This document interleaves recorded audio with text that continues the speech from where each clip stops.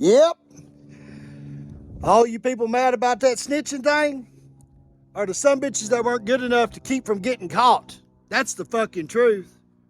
You got a little bit of money, overcame you some poverty, got your first shot of pussy because you had a dope sack, and there you was, going and buying you a big set of rims and a loudspeaker and running around in the middle of the night with people that you were dumb enough to think that you could trust. And you're mad because I tell you to live a life of personal excellence. When you get real, and I hope some of you some bitches that are watching this for the penitentiary, how's it going down there? Writing them disciplinaries on folks, acting like you somebody when you can't handle them 30 days in a hole. I get it.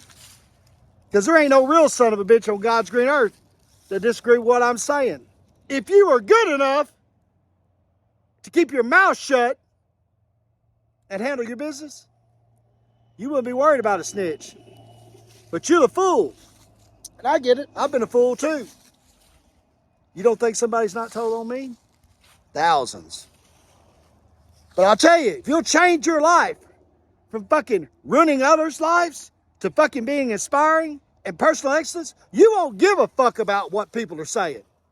You'll actually become somebody strong enough to withstand what everybody thinks about you.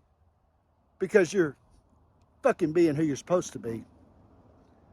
Take that and put it in your pipe and smoke it. Snitches. Fluid English. 1, 2, 3.